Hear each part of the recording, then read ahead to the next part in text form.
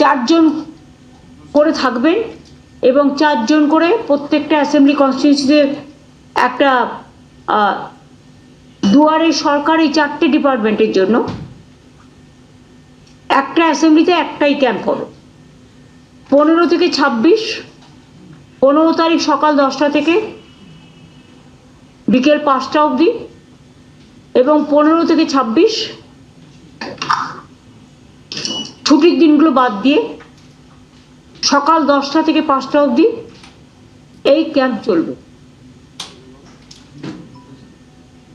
এটা আমরা কাগজেও অ্যাড করব এবং যারা জমা দেবেন তাদেরটা সঙ্গে সঙ্গে তারা রিসিপ্ট পাবেন এবং ডিজিটাইজও করা হবে।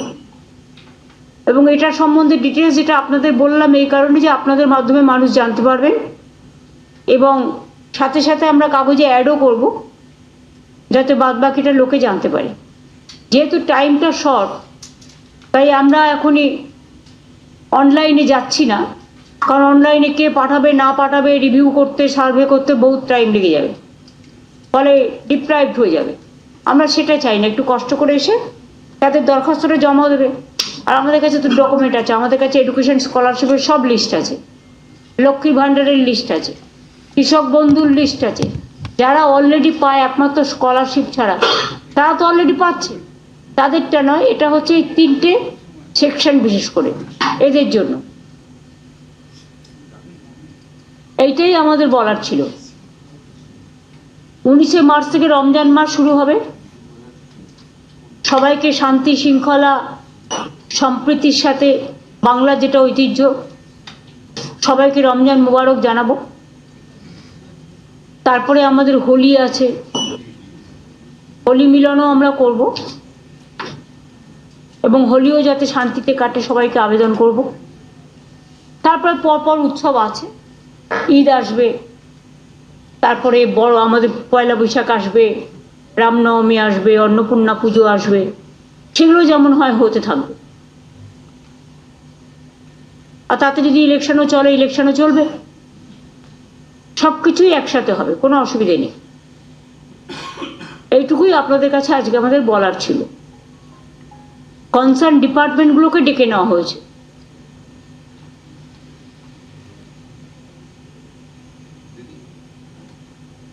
কিছু বলার আছে?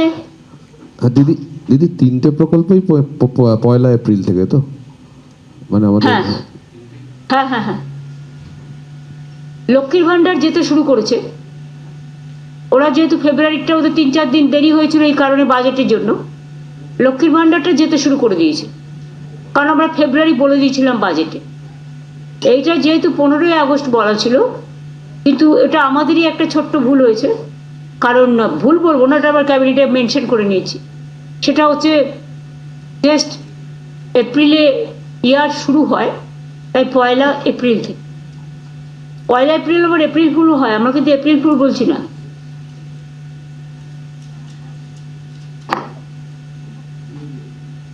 একটা প্রশ্ন করতে পারি?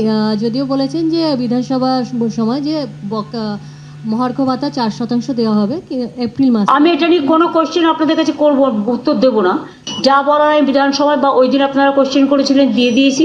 বাদ বাকিটা ম্যাটার ইজ সাবজুডিস, আমি সাবজুডিস ব্যাপারে কোনো কমেন্টসে যাব না। এবিপি আনন্দ, এগিয়ে থাকে, এগিয়ে রাখে।